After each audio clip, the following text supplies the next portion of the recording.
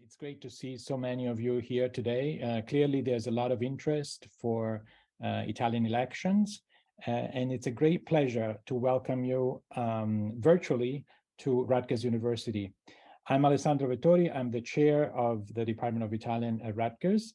And today I am actually replacing Professor Sadia Abbas, who is the director for the Center of European Studies, who unfortunately is unable to be here with us and chair this panel. The event is sponsored by the Department of Italian, the Center for European Studies, and the Institute for the Study of Global Racial Justice at Rutgers University. And in particular, I want to thank the director of the Center for European Studies, Sadia Abbas, and also the director of the Institute for the Study of Global Racial Justice, Professor Michelle Stevens. As I was saying, it's clear that there is a great interest for the latest political elections in Italy, judging from the audience today, very numerous audience. And there is a lot of interest for what the new government means for Italy, but also what it means for the rest of Europe and possibly for other countries around the globe. In fact, in recent articles in the international press, Italy has been called a great predictor for political tendencies in the next few years.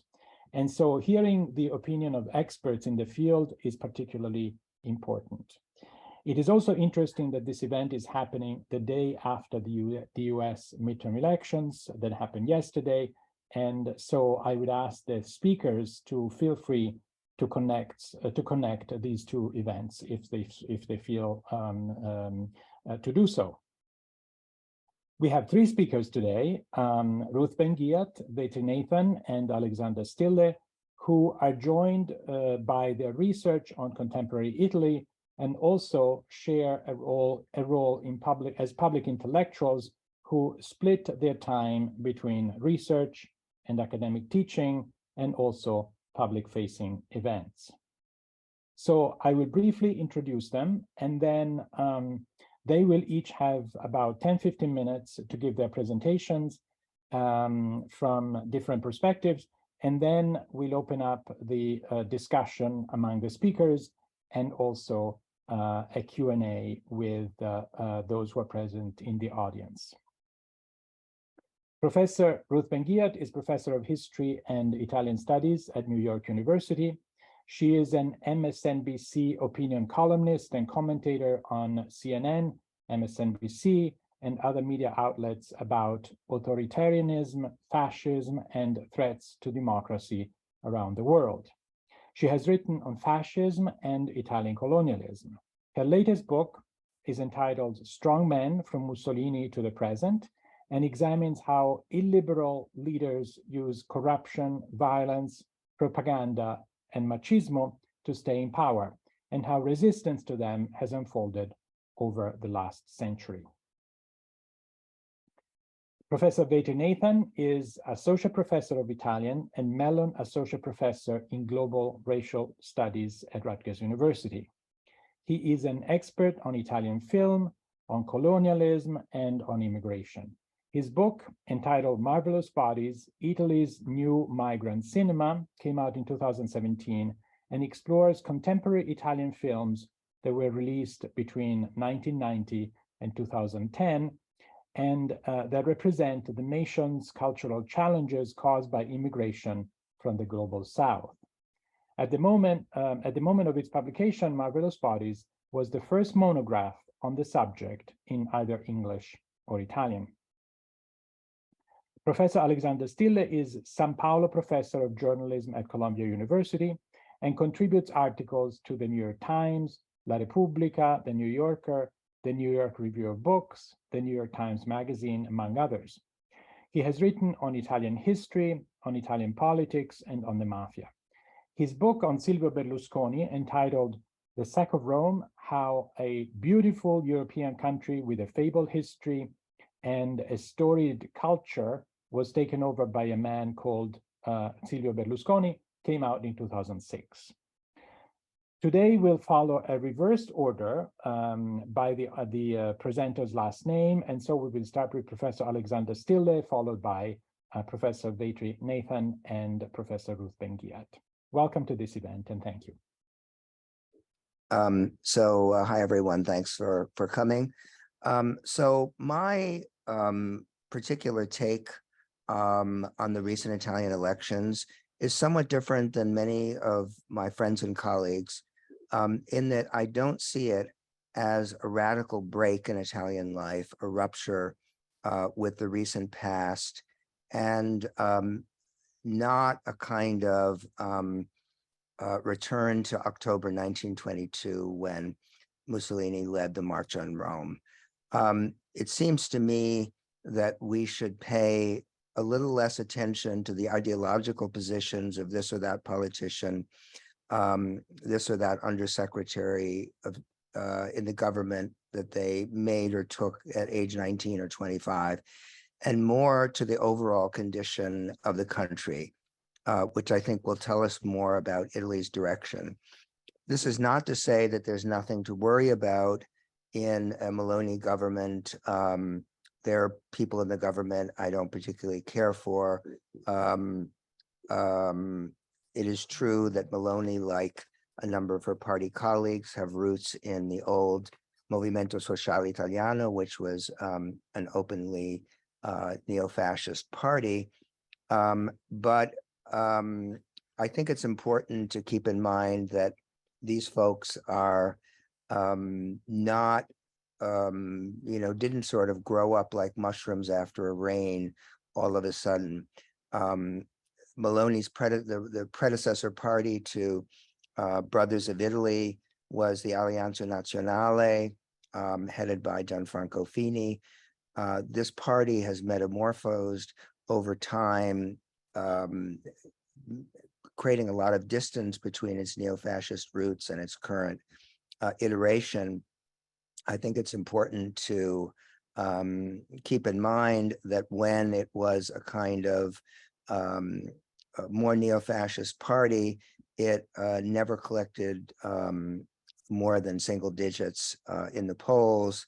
If Melloni was able to take her party from 4 to 26% in the recent elections, it was not by pushing a kind of Trumpian authoritarian right, but moving rather hard to the center, dropping her opposition to the European Union, to the Euro, embracing NATO, aid to Ukraine. It's my view that the American right in its current form is considerably more authoritarian, more anti-democratic, and more violent than the current Italian constellation.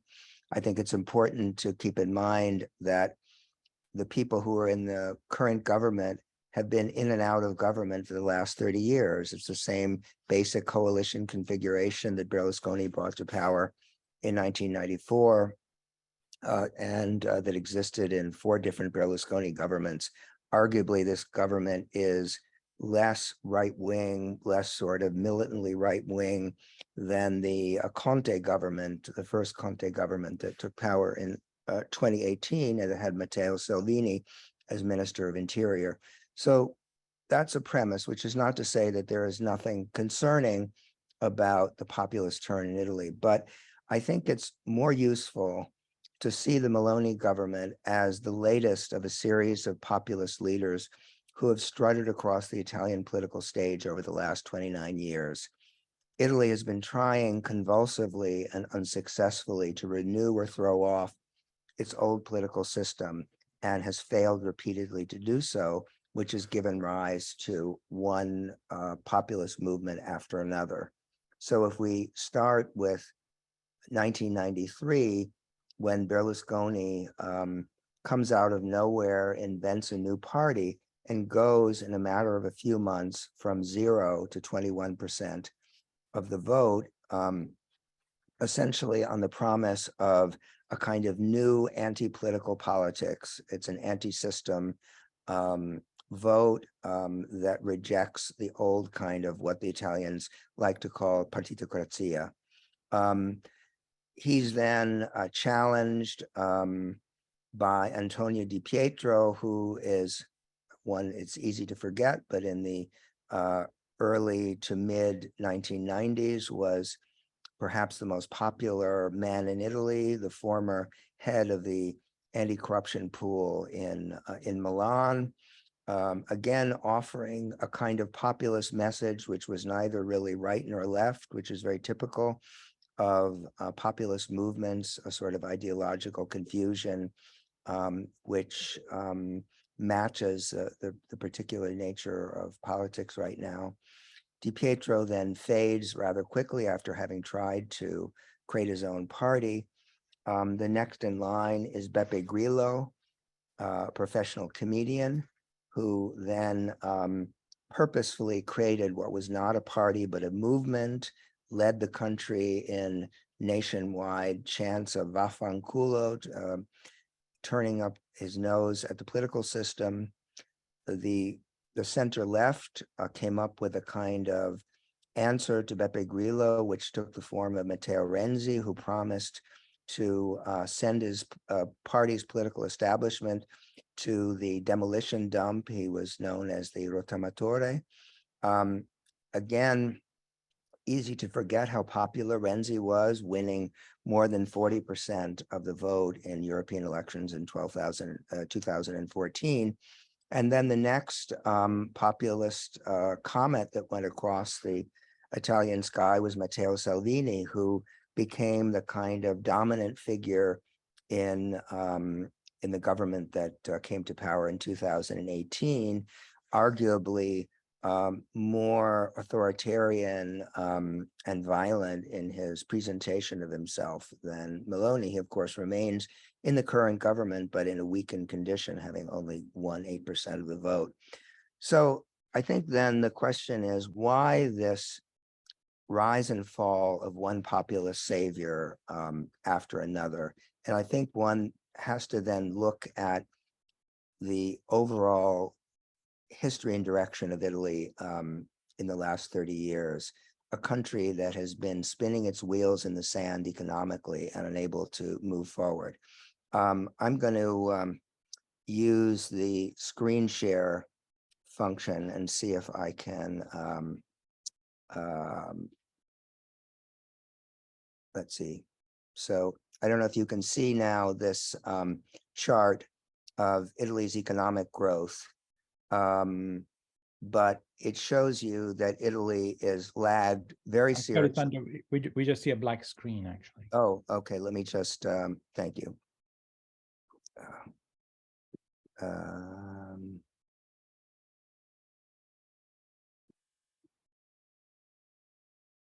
Why am I not? Hang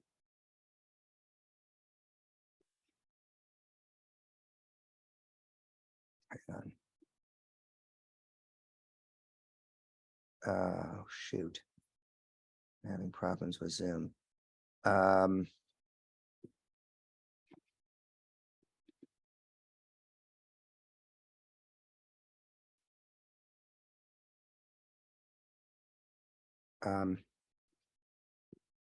Hold it, let me see. It says that we are seeing your screen. You're viewing Alessandro Stille's screen. Yeah, but just let me stop the share and try it again. Sorry about that. Okay. Is this now, are you now seeing this chart? No, shoot. No, we're not. Okay, let me just, well,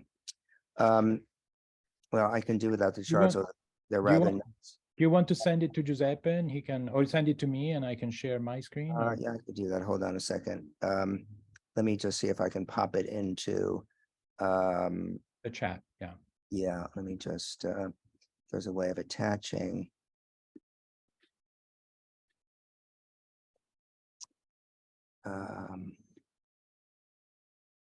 Yeah, okay.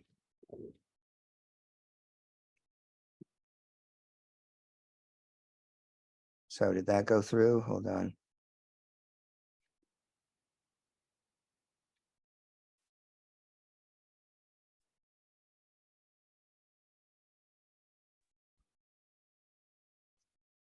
Yes, I can share my screen if you want. Okay. So the first slide is one of Italy's GDP growth. So you go down, those are my notes. Sorry. Yeah, just go down the first one, the first slide there, the first one. Go up a little more. Up, that's it. So Italy's economic growth is way below that of its major peers in Europe. It's important to remember that Italy, when Berlusconi came to power in the early 90s, was virtually even with Great Britain in terms of its GDP. It's now a third smaller than GDP, so Italy has lagged behind. If you can go down a little bit, you see the problem of labor productivity way below all of the major industrialized countries. Go down a little further. Again, Italy is characterized by small companies, small firms, which are particularly unproductive compared to its peers in Europe and compared to larger firms. If you go down to the next slide, you see Italy lags way behind. Think about this, way behind Hungary, Turkey, Portugal, Greece, Poland in terms of access to university degree. That should be a very alarming development. If you can go down again a little bit.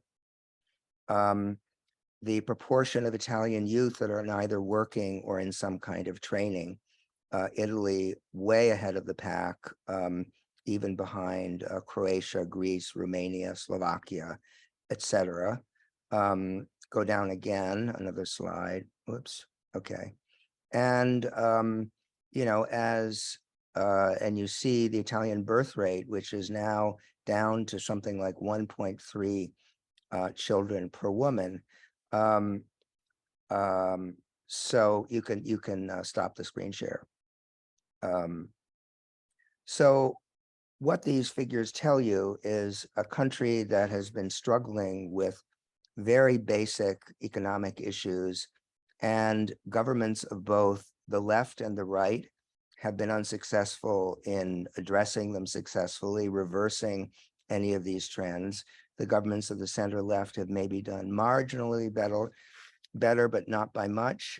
And as a result, we've had a cycle in Italian politics where the party in power has lost every election since Berlusconi came in. He lost in 96, came back in 2001, got defeated, and so on and so forth. And so what we see is this pattern of rejection of the establishment, rejection of the parties in power, and an inability to change the overall system. The overall system, which economists analyze, is a system that's characterized by what many Italians refer to as gerontocracy, a kind of embedded, encrusted system in which older people have many protections, but younger people have great difficulty breaking into the system. Italy has suffered a terrible brain drain. In the last 20 years, something like 5 million Italians are living abroad, most of them younger, a third of them with university degrees, giving their brilliance and expertise to other countries and not to Italy. And so all of these, I think, are factors that explain the unhappiness of the Italian electorate and the reaching out to one kind of popular savior after another. I think it's also important to emphasize that the election of Melloni was not only a victory for the right, but also a serious defeat for the left, for the Democratic Party in particular. We've seen a trend in Italy, which we see elsewhere in general, which is that the parties of the left that used to be closely identified with the working class are now completely detached from the working class, and they do well almost exclusively in large cities among the more educated and relatively more affluent sectors of society, and that's a huge change. And so that leaves the working class up for grabs for whatever a populist politician comes along. So I think those are things we need to be talking about in terms of the Italian election. Last, in terms of what Melloni is likely to do, is she actually a threat? Some of the things that Melloni has proposed to do are not great, but unlikely to go very far. She's proposed a flat tax. I think it's very unlikely that that's going to happen. There is the usual get tough on immigrant sort of thing, but we've already seen actually just in the last few days where the government makes a kind of big show of stopping ships that are carrying asylum seekers in the Mediterranean, but then after a certain amount of hemming and hawing, the people end up disembarking and things go back to normal. Keep in mind that previous center-right governments, the Berlusconi government of 2001, tried to get tough on immigrants. At the time, the number of immigrants in the country was 2 million. It's now 6 million. So these policies tend not to end up changing the basic reality of things. The basic reality is that if you have a birth rate of 1.3 children per woman, you need to replace your workforce with other people, and that means immigration. Immigration is a fact of life in Italy, whether the right wants to admit it or not, and the country would do well to consider sort of a rational immigration policy rather than a kind of a theatrical anti-immigration policy.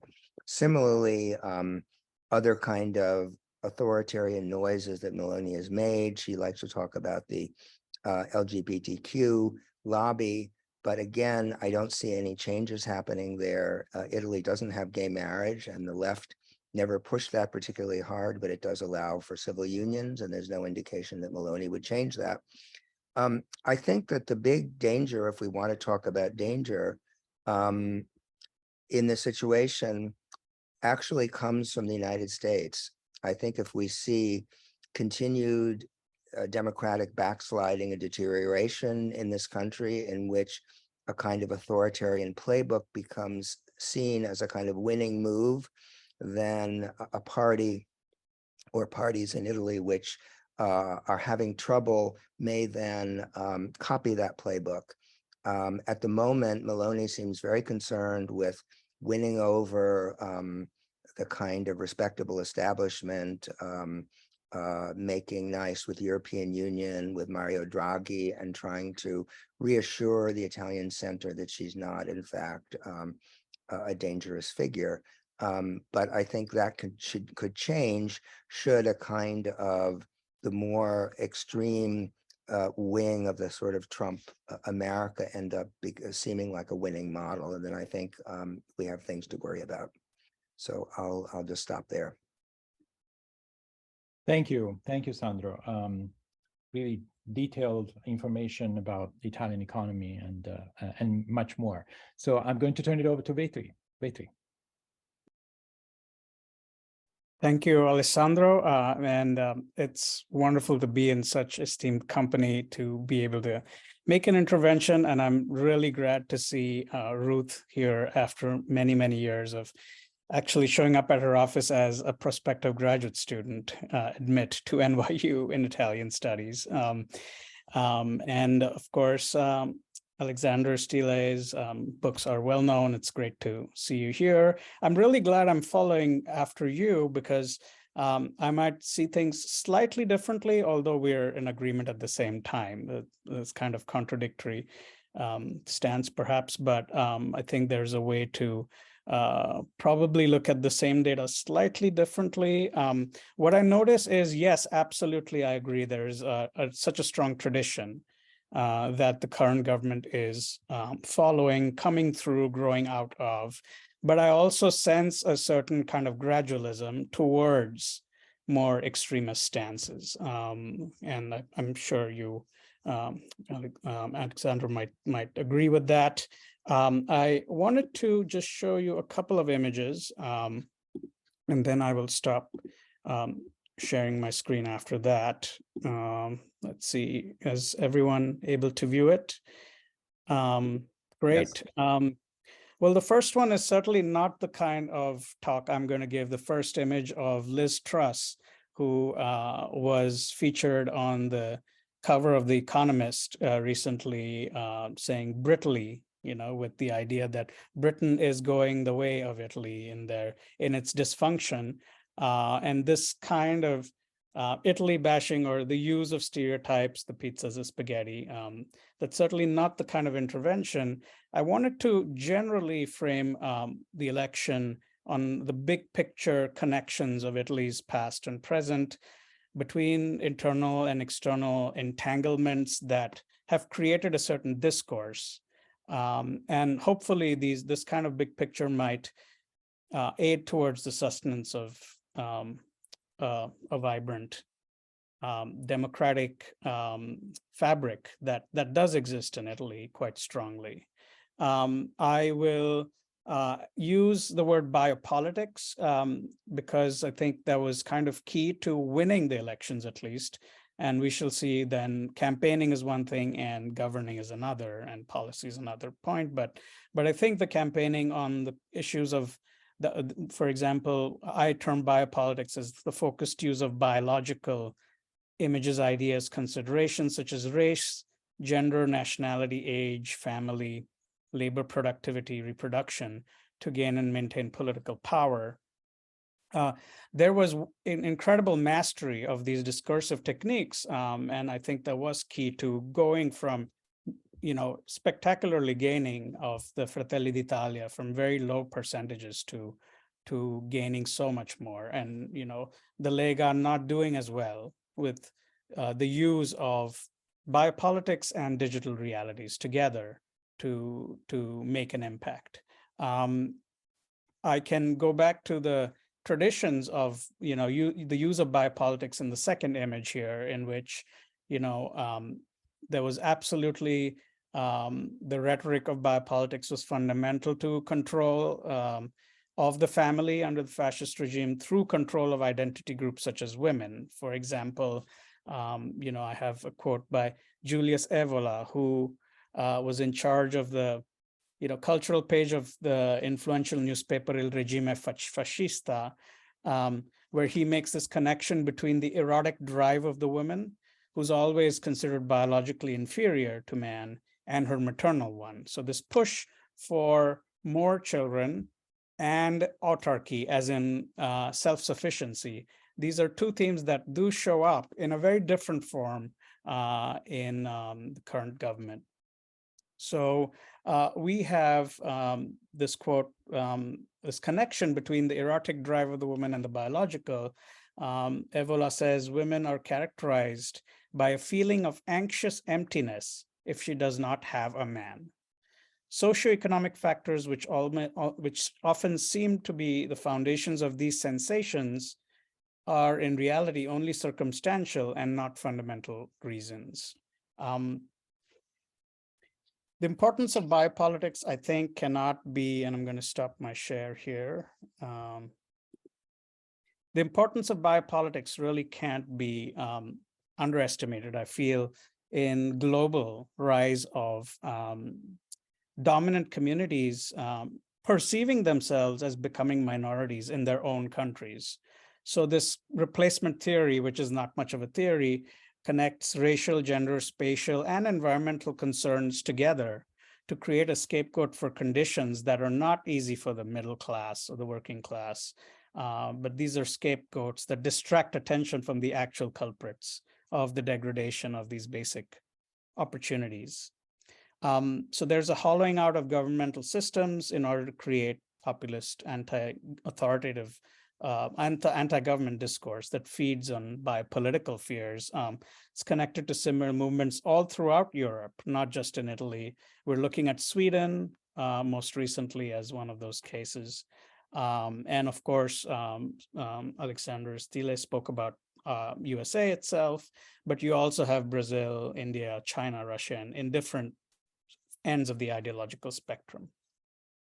I want to point out some key biopolitical themes that were present in the new Prime Minister Giorgia Meloni's opening speech to the Parliament. She underlined the fact that she is the first woman prime minister, underlining her gender, which is interesting, and it forms a tradition of these kind of trickle-down equality that seems to persist, where these people from minority groups seem to be taking, representing the majority. You have, for example, Rishi Sunak in the UK, who's absolutely doing that. Just one example. We have someone in the Supreme Court, Clarence Thomas, here, who does similar, who has a similar position, rhetorically and visibly. She mentioned that Italy is absolutely an integral part of the European Union, but places it within the kind of great civilization, Christian and Western, and connecting the connections to the European Union through that, while also needing to hear the voice of the people for energy independence, migrations, and terrorism, again, pointing out to these questions that Italy would like to dissent. She mentions that she would like to grow jobs rather than do some things like reddito della cittadinanza. So she uses or misuses the Pope's quote, "La povertà non si combatte con l'assistenzialismo, la porta della dignità di un uomo è il lavoro." So kind of using that to say we're going to kind of really try and take away the safety net. Again, these are rhetorical measures, but they absolutely point towards ideological. And again, I want to insist on gradualism as an important concept throughout this. She mentions constitutional reform, so presidenzialismo, the presidential form of government, and cutting the number of members of the Camera degli Deputati. So this, I think, points towards concentration of power, because the Constitution itself was based upon avoiding that kind of one-party dominance that led to fascism. She mentions autarky by speaking about the self-sufficiency in agriculture, food, and farming. She also, consoles people that they will get their pineapple from the Caribbean and etc. when they need it, but she insists on that. And the key other point she insists on is protection of the traditional family. So you have, the state going to help in increasing the birth rate, giving financial resources to young couples, such as assistance with mortgages, helping working mothers, again, connects to that image I showed you of kind of gendering childcare and the responsibilities of family and assigning it to the mother rather than the father. So things like assistance with asili nido, daycare centers, having longer store hours that will help working mothers. There are the unsaid part is, of course, the restrictions, the continued restrictions that will be there for marriage equality, more access to abortion. So the obiettori di coscienza that is so widely available to doctors, maintaining or promoting that even more, restricting adoption to certain traditional family configurations. So, that kind of is all the, I'm making a symptomatic reading of the speech, but a lot of the unsaid stuff is there. So going back to my second point, how biopolitics connects to this mastery of digital realities, because those digital realities have created those dissolutions and creating a fertile ground for kind of turbocharged biopolitics to emerge. So a fundamental, I think, mastery involves using the language of the subaltern, oppressed, or minority biopolitical group. So using the language of the left, co-opting it. So for example, Melloni absolutely underlined her underdog image as being a woman and as coming from a party that had very little importance just a few years ago. So that underdog image was important, and using that language of the underdog to create, to co-opt this kind of language. So positioning political resilience of the subaltern subject with that and using kind of by the hegemonic forces. So, you have the majority perceiving themselves as victims to then create a politics of resentment and defense. So has been masterful, what I call psychic rebranding of language that is incredibly masterful. Meanwhile, we have the total ineptness of the Democratic Party for the efficient use of this language. So they have, meanwhile, the inability to provide clear communication of policies that are actually quite popular. They do take the bait of the culture and identity wars, which then end up tying them in knots. There is tremendous division in fighting, inability to create coalitions. Someone like Matteo Renzi, who totally destroyed the Partito Democratico from the inside. And these are the kind of situations, as Professor Stille mentioned, are absolutely existent. The second point of digital realities, and I'll finish off this, is that there's a dissolution of authority and of experts.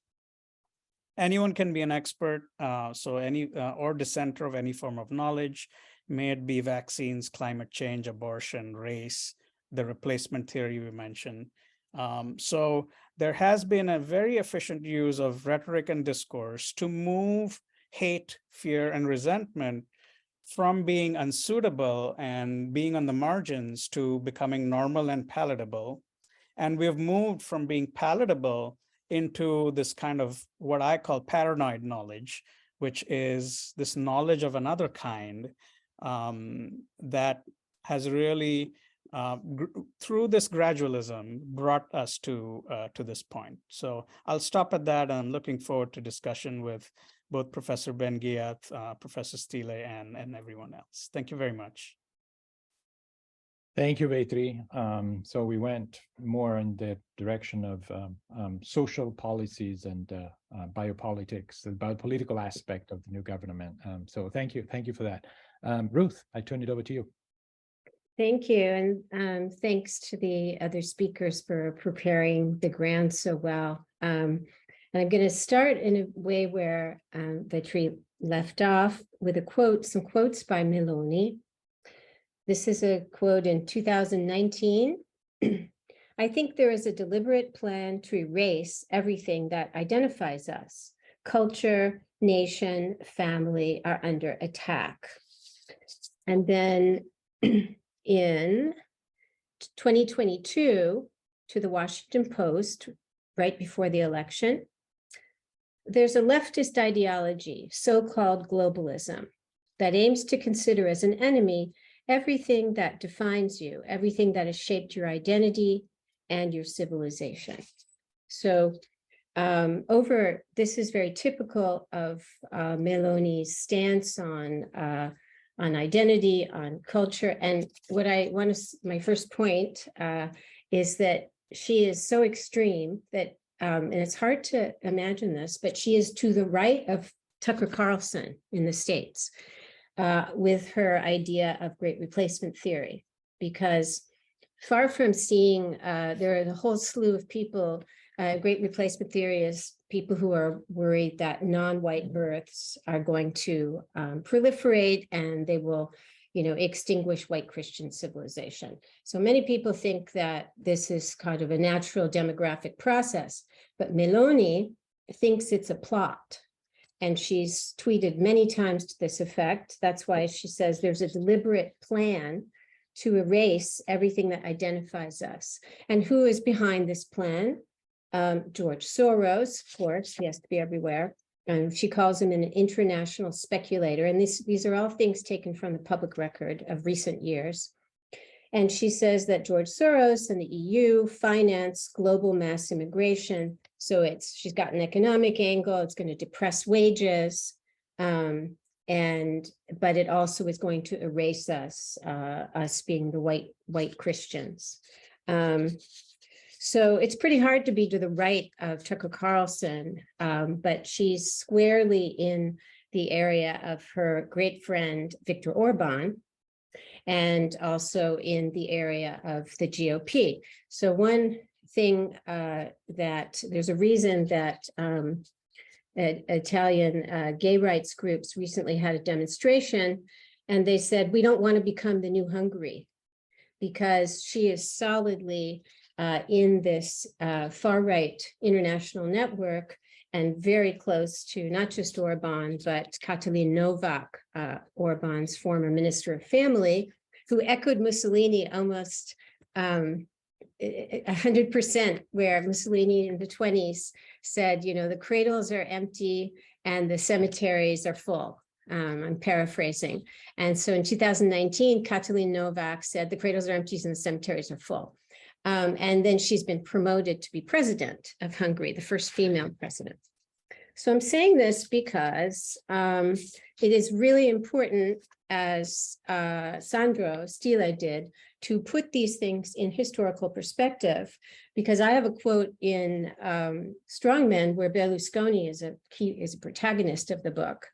His Minister of Health, I believe, Carlo Giovanardi, in 2008, during the last Berlusconi government, I have a quote where he says that in a few generations, Italians will cease to exist.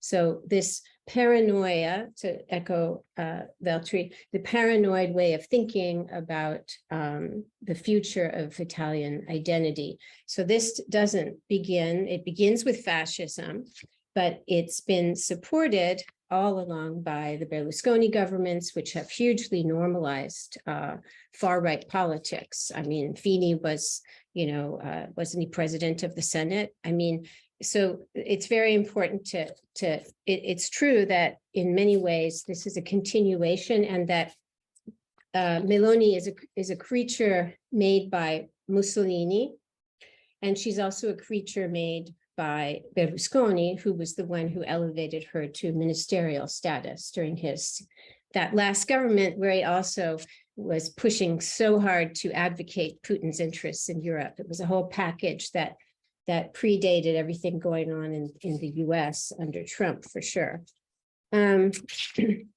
So it's true that now when we think about what is the immediate threat, it's true that we shouldn't overreact in the sense that Viktor Orban has been there for over a decade, and these things take time. However, I believe very strongly in calling out things, just as I have done with Trump from 2015, very important to call out things at the very beginning, because to get to who is in her government, I believe it matters what choices you make, because I published a piece in The Atlantic right after actually before the election. They wanted it before the election, where he set up, where does she come from? What does it mean? Also for American, readers, why does Italy have such a different memory politics about fascism? But then, having done a flurry of media interviews, I thought, let's see what actually happens. Let's see who she appoints in her government. And, these are real choices that she made to appoint, for example, as Minister of the Family, a woman who is one of the rare ministers who doesn't come from the MSI or the Alleanza Nazionale, but she's extreme Catholic, and she doesn't believe in abortion. She doesn't believe in marriage equality. Very open about that. And it's also, I think we have to remark, it's true, as Sandro said, does it matter what these people thought in their youth, that they were members of the Movimento Sociale Italiano? I think it does. Because so many of the people she appointed have that past. Even the people who are supposed to be moderate, like the Minister of Finance, which is a very key appointment, Giorgetti, he was a Micino. So it's a whole generation of these people who finally have their moment to make policy. And it doesn't mean some of them perhaps are not neo-fascist today, but it does matter that Ignazio La Russa, who was a total unreconstructed fascist, said right before the election, siamo tutti eredi del Duce. We are all heirs of the Duce. And he means it. He really means it. So it matters who you pick. as ministers and under ministers, sottosegretari, it matters that didn't she just appoint someone who went around wearing Nazi armbands? It matters that she appointed Calderoli, who was convicted of defamation for calling the first Black minister an orangutan, and now he's back, right? And to some extent, as Sandra said, this is a recycling of all the racism, of all the normalization of the far right that we had under Berlusconi. But it matters today because there's a international, Berlusconi was a pioneer in all of this. And today there's like a whole far right network. And Melloni is plugged in not only to Hungary.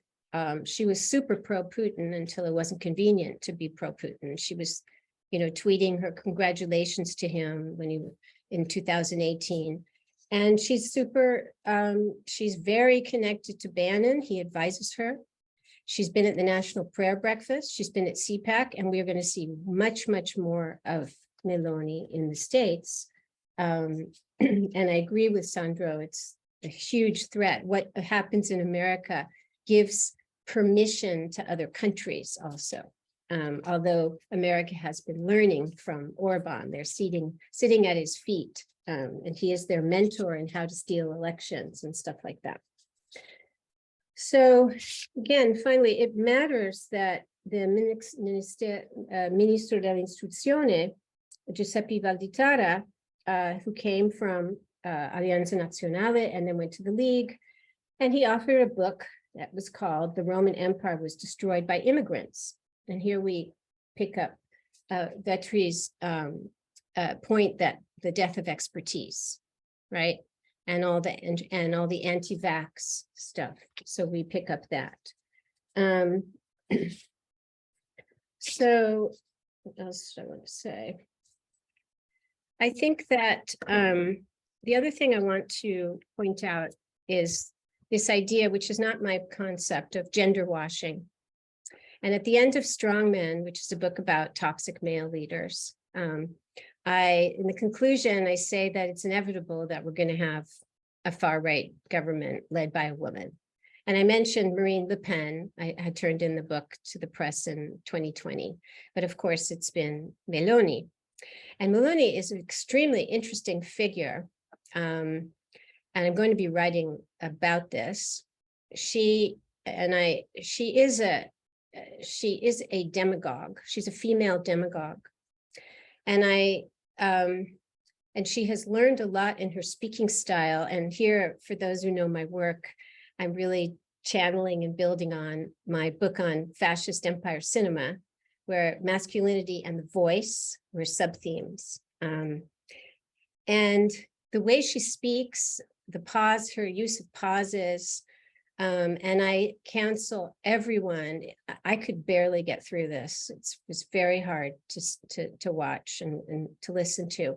Go and find the video of her speaking to a Vox rally, a far-right Spanish, where she's screaming in a almost Hitlerian Duce way. And she says, sí, I know. And so it's the combination of the delivery, which is truly haranguing, aringa le folle. That's what she's doing in a very fascist way. And the Manichaean universe that she presents, it's 100% fascist. And that is her true nature. Now, I agree that she's playing nice with Draghi and she's not stupid. She needs EU money because the EU has recently started to get tough with Orban, and they've passed a rule of law conditionality clause because Orban's been taking their money and then giving them a big fafanculo, basically, to put it bluntly. So they are threatening to, reduce or freeze the money they give to Orban, and she's not dumb. I mean, Italy, as Sandro pointed out, has huge economic problems. So she's not going to be an extremist in the certain areas that would harm Italy and get her thrown out. But I also believe we need to take this very seriously, and I think the afterpiece in The Atlantic was written by Yasha Monk, And his line was kind of world weary. And he's like, it doesn't matter because she's not going to last very long. So I want to close with this point. It does matter because Berlusconi, he changed everything. He doesn't get the credit he deserves for making possible the world we have now of far-right politics. His first government was only 6 months. It only lasted 6 months, 1994. But it changed everything. He was the first person to bring fascists into power. He started off on his corruption, his conflicts of interest, the things that Sandro has written about beautifully. And that 6-month government made possible what came after. So regardless of how long this lasts, the fact that these people, these Micini, are there in such huge numbers, that La Russa can say we're all heirs of the Duce, that these repressive family policies, and they will come because the Fratelli d'Italia has already implemented repressive family policies in the places it governs, in Verona and Le Marche. So it's obviously those things are going to be scaled up. Will it happen tomorrow? Probably not, because she's not dumb. She's very, very smart. But if every other experience of people like her matters, it will happen over time. So I'll close there and look forward to the discussion. Thank you, Ruth. Thank you. This was at once illuminating and a little frightening, I must say. So I'm going to open it up for questions and comments for the three speakers, or if the three of them want to start a conversation, welcome to do so. I think take questions would be good, unless either of you have comments. Yeah. I would say it's nice to hear from the audience. Yes. Absolutely. Yeah.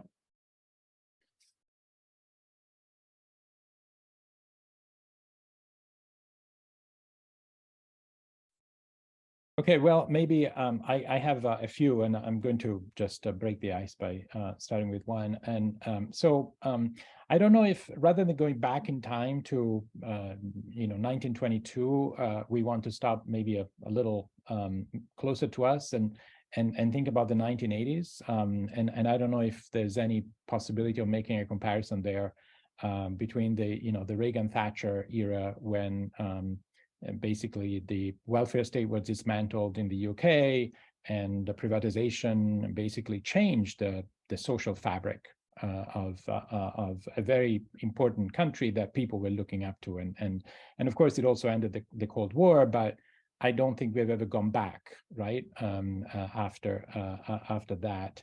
So I don't know if there's any possibility of making a comparison, or have we gone way beyond any point of return at this point?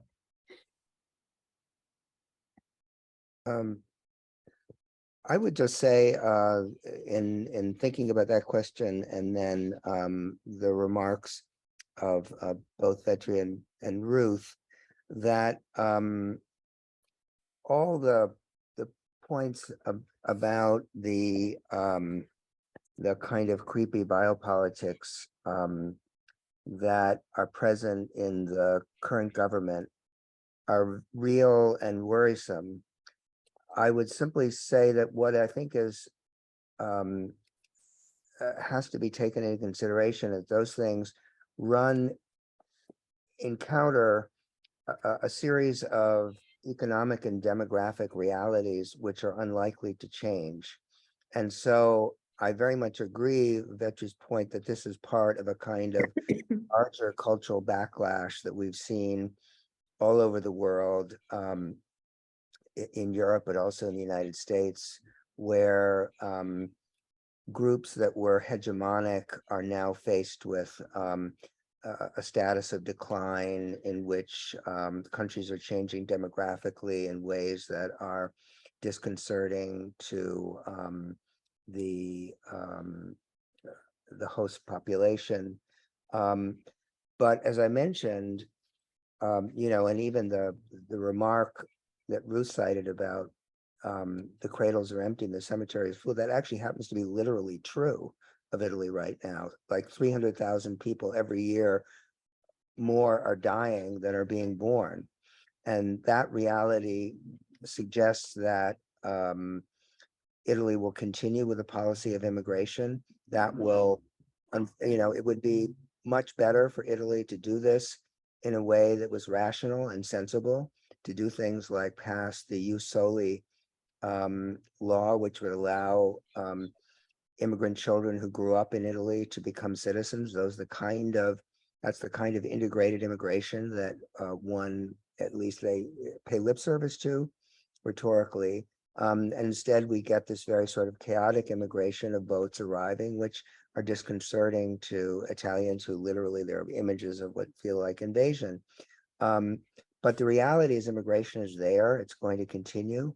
And so you can talk about, make these kind of rhetorical moves, but it doesn't change the underlying reality that that's going to be in Italy's future. And so some way or another, Italy will have to make its peace with being a multiracial, multicultural society, because there's no other way really demographically. And, there will be efforts to promote birth and help the family. Not all of those are necessarily wrong. There are countries like Sweden and Germany and France that do that, which may even offer opportunities for women to have access to daycare and services that help them juggle work and family. But in none of those countries do you move from 1.5 babies per woman to 2.5. You might move from 1.3 to 1.5. But Italy is facing this kind of reality, and it takes the form at the moment, as you say, with sort of great replacement theory, but that demographic reality is just sort of there. And so I see that as ultimately being a more powerful reality than the rhetorical stances that are being created to somehow explain or deal with it. And similarly, I just, the problem of getting the economy going and having it work for ordinary working people is just like a huge problem that anybody who's in government is going to have to deal with, and that is going to end up being bigger than any of the kind of ideological positions, which means, I think, though, that what they're going to do is to show that they're not just like everybody else. They will end up accentuating some of these kind of rhetorical and biopolitical stances, but how much they translate into actual policy that changes the life of Italy is the part that I'm less sure about. But obviously they do bear watching. We are in a very delicate moment around the world in which authoritarian, anti-democratic, populist movements are very much on the rise, and Mellon is certainly part of that. But the point I wanted to stress was that there are these underlying realities that whoever is governing is going to have to deal with and make some kind of peace with, and I think that's important to keep in mind. And then on Alessandro's point about the dismantling of the welfare state, that's obviously huge, and that's part of this kind of detachment of the Italian working class from the left. I think the unfortunate thing is that on the one hand, we see in countries like the US where that dismantling was much more radical and has led to even higher levels of inequality than in most European countries. And yet Italy's lack of productivity is in part related to the number of guarantees that are built into the system that, let's say, make it harder to replace older workers with younger workers and things like that. And so they're sort of stuck between, the hammer and the anvil of not wanting to do away with protections that help the more vulnerable parts of society. And yet there's also a need to inject some energy into the Italian economy, and how they do that, I think is and whether they can do that is a really big question. I just think I agree that some kind of rational, that you've said a few times, immigration policy is important because this is the reality. I just don't think that Salvini, who we all know, was made Minister of Infrastructure and Transport so he could control the ports, is going to be the person to want a rational policy. This is somebody who said they should be pulizia di masse of immigrants, mass cleansings of immigrants, and that's what he believes. And a lot of these people are ideologues, and that's why they were put there. So it is, the tension's going to be doing enough things to not get kicked out of government versus the fact that, as with the GOP, a lot of these people are not interested in governing. They're interested in governing in a sense of amassing power and staying in power. They're not interested in public welfare. In fact, often they do things that divide and polarize and destroy people's lives. So that's going to be one of the tensions. But judging from the composition, and then we all know whoever is a minister creates his or her own culture there. And I think the people who have been chosen, there's a reason they're there, and it's not a good reason for democracy. Yeah, I would kind of add on to what Ruth said, and Sandro, your mentioning of the demographic realities, those are exactly the realities that can be twisted into a rhetoric of replacement theory, and because it's racialized then, rather than saying let's exchange one kind of death with more young brown or black or yellow bodies, they're saying that's exactly what we don't want to do, right? So it's not rational. It's exactly going through these kinds of racialized ideologies that actually assist not in policies that would help public welfare, but would actually help maintain power, though, of a certain kind of government on the basis of these manufactured fears of actual present bodies that are then racialized as a minority. So it's very important to not allow jus soli to happen, or if it does need to happen, make it so difficult bureaucratically that it demoralizes people. So you want to have that internal other inside the country in order to maintain power. And I feel that's what's happened in many other places too in the past few years. And it's a very efficient technique to maintain power while undermining public welfare. I think we have a couple of hands up. So Dee, would you like to go ahead?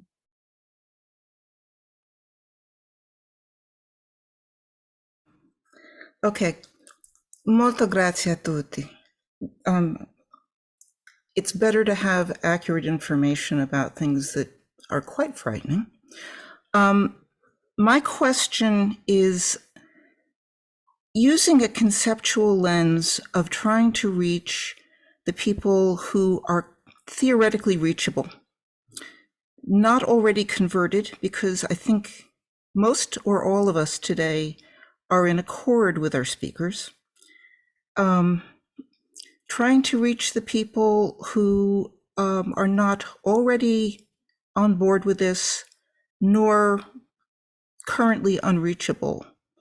I have found myself in situations where I'm talking to Italian friends who have very little formal education and who are nonetheless very, very intellectually open-minded, who've changed their position regarding the United States politics.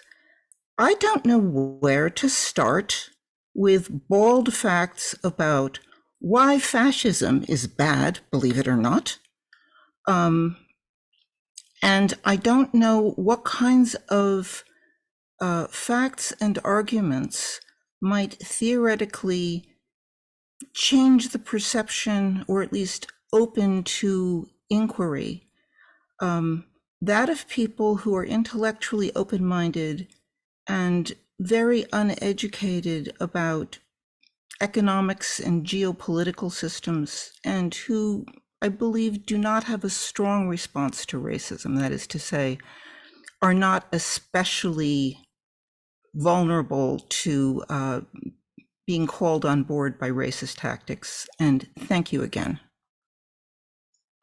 Was that clear enough? If it's not, I'll try to be clear.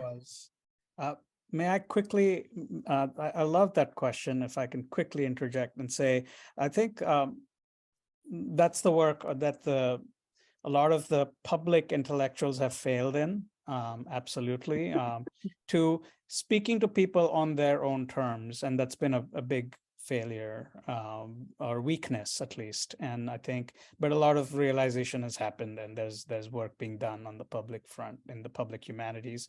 I think the one way is to, well, there's a lot of fact checking happening. I really think fact checking does not work. So that's point one. And the second point is, because we're in the knowledge of a paranoid kind, which is much more effective. The second point, though, is, well, you can replace the actual manufactured enemies, internal, external, with the true enemies, which is really this kind of corporate-driven politics of huge companies taking extracting resources, extracting labor power, extracting all kinds of public wealth for private use by just these very few elite. It would be such an easy way to kind of show that this is actually what's happening, and that these biopoliticized bodies and racialized bodies are actually just a big distraction. Just putting that in simpler terms, I think, would be one solution. Thank you. If I can add,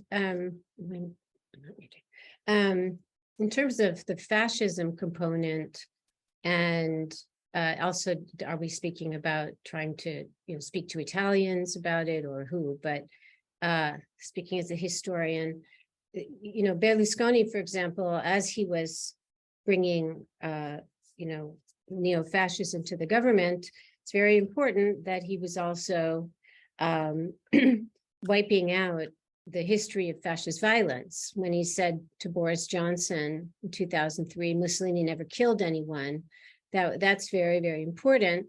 And it was backed up for years by a kind of archival politics where you couldn't see stuff. And look at the opposition of people who wanted early on to work on colonialism, Italian colonialism and colonial violence. And we've made enormous strides, but often people who want to work on those things are not even in Italy, right? It's changed now, but so that's letting people know that fascism, in fact, has always, and its current variations, like Putin's Russia, it leads to leaders turning on their own countries, leads to ruin, leads to kleptocracy, leads to corruption. That's what I tried. That's why I wrote Strongmen, to debunk these myths that the trains ran on time, strong leaders are better for the economy, all this stuff, with actual archivally based, interview-based sources that show the opposite. So engaging in those conversations is very, very important, and history can also be a guide.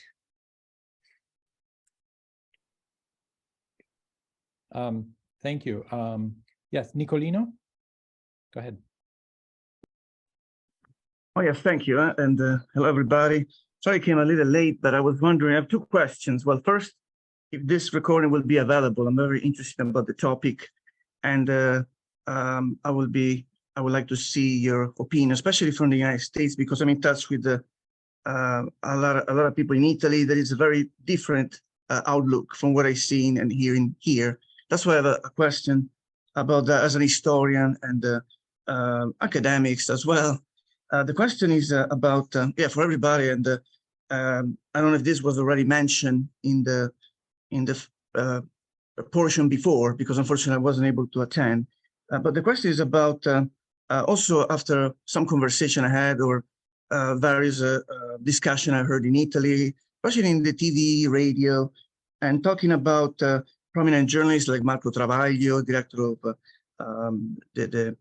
the new newspaper that he created, and Il Fatto Quotidiano, and also other historians, Italian historians like Franco Cardini, Emilio Gentile, that they all mentioned that, speaking about fascism is kind of anachronistic because it's not something that can happen again. And they said publicly in many interviews and discussion on La Sette, seems to be a trend now going on in Italy with many Italian historians and intellectuals, not to really interpret this new historical moment in Italy as a resurgence of fascism, but rather, that's my question, rather than a surge of the right or the extremists. Of course, there is the fire and the flame in the Fratelli d'Italia that could have been taken out, like the Lega did. They take out the Nord, and that shows, and still surprisingly won. But the question is about the observation that I see and discuss in Italy about not so much a surge of this extreme right or the coming back of fascism, which many historians in Italian don't agree too much for many reasons.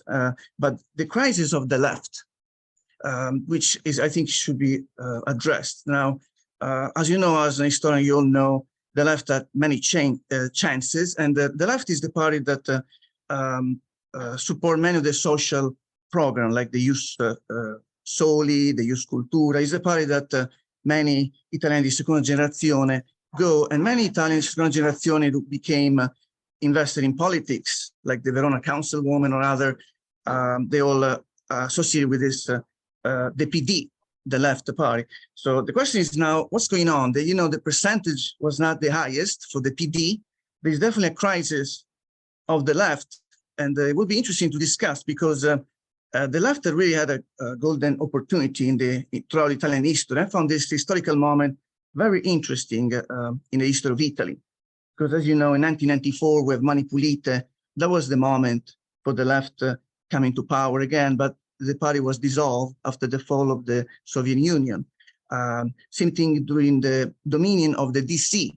Italy has the largest communist party in Europe, but yet there was a compromise, historical compromise with Berlinguer, as you know, but yet the left wasn't able. So it seems throughout the history of Italy is a sort of a lost chances. And this seems to be the largest, because we have the arrival of new parties, new realities, new politicians, like the Movimento 5 Stelle, great slam victory in 2018.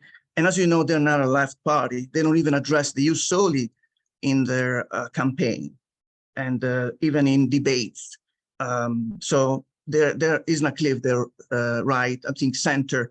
And then you have this coalition of Melloni, Berlusconi, and the Lega, which they are right. So the question is, what about the left? It seems to be dissolving, disappearing. We have new reality, the Movimento 5 Stelle. They take in a very different perspective. There's still interesting dynamics going on in Italy right now. And I mentioned some community leader of Black Italians community groups like Amin Noir, Sony, that they're trying to now open discussion with the right about the Ius Cultura. And it seems the right may be open because they do want votes. So they have to compromise as well. So if that happens, I don't know if there would be new laws, but the left seems to be in crisis. So that's what my question is about. Sorry, I drag a little bit this with some observation, but what is your opinion about this crisis that seems to be factual of the left? And instead of talking too much about a resurgence of fascism in Italy, which many Italian historians do not too much agree, but I know is an important discussion to bring. But this crisis of the left, what is your opinion about it? Well, since you did join later, we did talk about that some, and I mentioned that as I think being very important in this current election, that it was a victory of the right, but it was also a major defeat of the left. And I think that the origins of this are go back quite a ways. Of course, when the old Partito Comunista Italiano dissolved, its successor parties were very anxious to throw off the communist legacy and show that they were comfortable with the world of capitalism. People like Massimo D'Alema and Occhetto made trips to the City of London and to Wall Street to show that they were at home in those worlds. This was also the era of Clinton and Tony Blair, and I think that the left ended up kind of falling into a kind of technocratic trap of managing the kind of Washington consensus of a neo-capitalist world in which the market was assumed to be superior. That left the Italian working class with very little to hope for. At the same time, there were deep structural problems that Italy had to deal with, which in some cases would have involved painful choices of modernizing its economy and labor laws, and no one really wanted to take on those problems. And so you've seen a detachment of the parties of the left from the old working class, and the parties of the left becoming, not just in Italy, but also elsewhere, the parties of the educated urban elite. I think one of the things that we saw in this last election is that people would have had a hard time saying, what is it the Democratic Party wants? What is the vision of the country it is offering? And I couldn't tell you really what that was. They didn't fight passionately for any particular thing. We mentioned, I mentioned earlier, Ius Soli. Ius Soli is at least nominally something that the Democratic Party supports, but they allowed it to lapse in the parliament without really fighting for it and making it an important issue. That would have seemed to be an opportunity where you could distinguish yourself from the right and saying, this is something that we stand for. The Democratic Party has been afraid to adopt, for example, to support gay marriage because they're worried about losing Catholic voters. That's another way in which they might have distinguished themselves from the left. And it's better to go down swinging and to go down fighting for something and representing something than to just kind of be wishy-washy, a little of this, a little of that, which I think is where they ended up. And voters picked up on that and punished them. So I think they really have to kind of redefine themselves. And also, I think an error that parties of the left made, including the Democratic Party, is understanding the pain that globalization and deindustrialization cost parts of the Italian population, and getting back in touch with the reality of working people. In that sense, Beppe Grillo's 5-Star Movement, I think, filled some of that gap, and the PD allowed that to happen. So I think they really have to kind of rethink who they are and what they want to offer. And if I can add to that, thank you, Sandro. That was really informative as a kind of broad, kind of movement and a broad image of what is the malaise affecting the left. And I would just add one to that. I think Steve Bannon, who really is kind of this genius mastermind for understanding how to implicate the left and catch them in their own entanglements over identity politics. He said, let's get the left to talk about identity politics, and then they're going to lose. And that's exactly what they do. They use the culture wars very efficiently.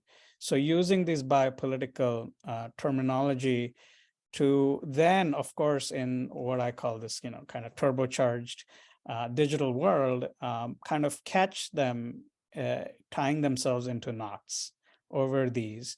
And then, of course, so dividing people into these identity groups and then catering to them as vote banks is absolutely a losing kind of technique, rather than speaking about elevating everybody and saying how corrosive and damaging these kinds of divisions can be to everybody, not just helping minorities, but also it affects everybody.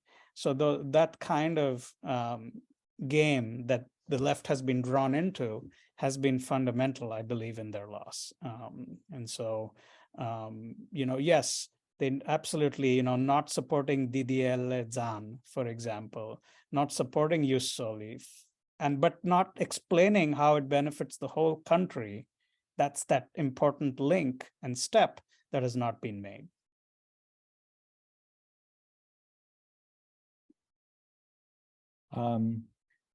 Thank you all. There was a hand up, but I think it went down. So it was lowered. I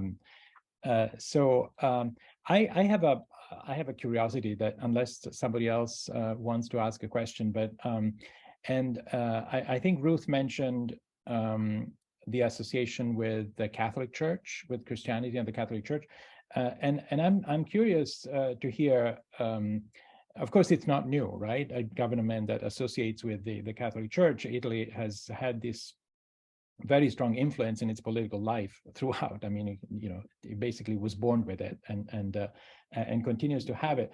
But I'm curious to hear what you have to say about the particular use of Christianity, in particular, of course, Catholicism in Italy, that the right-wing parties have done in the last 25 years or so. I mean, Salvini, who sort of shows off the Franciscan pattern, right? And he talks about the importance of Catholicism, and of course, it's part of the political program of Fratelli d'Italia, then God, family, and country. And this is happening at a time when I think the Catholic Church has never had such a pope that looks at social injustice and looks at peace as one of its most important programmatic points, and the environment. I mean, I say jokingly to friends, if he was running, I'd really vote for the Pope. I mean, he really incarnates many of the policies that I really believe in, and so I think I sometimes wonder about this contrast, right? We've never had such a in a way, quote unquote, liberal Pope. I mean, of course, Catholic Church has its struggles, internal struggles and external, but at the same time, politicians are using Catholicism as their cavallo di battaglia, right? They're using it as one of their political instruments. Yeah, I keep thinking this is very haunted these days by what happened right after the march in Rome, where Mussolini was, reaching out to all the elites and privatizing everything to show that he was, not a socialist anymore, etc. And how quickly he acted to shut down the Partito Popolare, which was a new progressive Christian party, which got something like 20% of the votes. It was going to be a big force for a progressive Christian social justice tradition. And he and the Vatican, this is even before they started the negotiations for the Lateran Accords, they just came together to shut that thing down because the Vatican needed that to be shut down. And so did Mussolini. And within a year or so, or 2 years, Don Sturzo was in exile. And that was the end for many decades of a progressive Christian, a possibility of that kind of faith tradition. I keep thinking about that these days. And yeah, but there are plenty of people who don't like what the current Pope is doing within the Vatican. And there's a whole arch conservative wing that's just dying to get back to normal. And they have a lot of, one of the things I traced when I wrote Strongmen was the ominous gris of Opus Dei.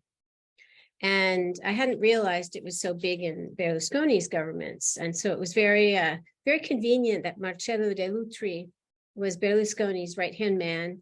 And he was both the liaison to Opus Dei and to the mafia. That's so economical. That's like very strong man to have the same person.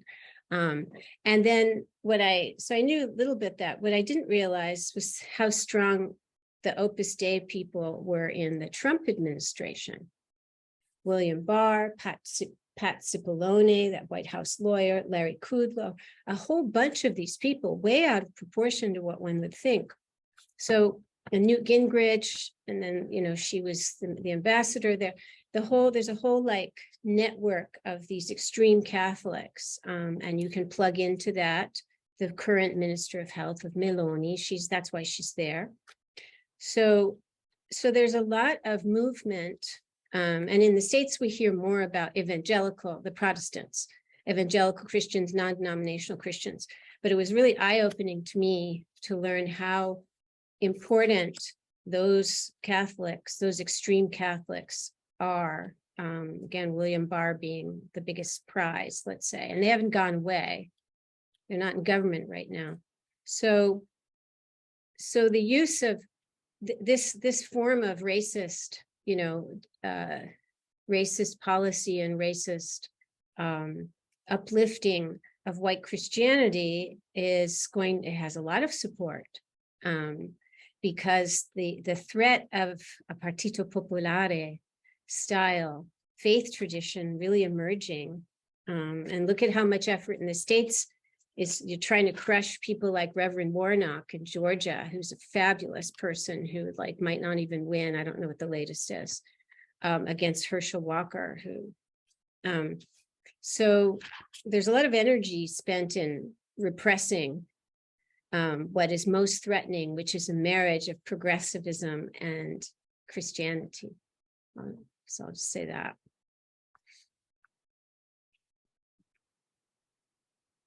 Well, thank you. At this point, we are right on time.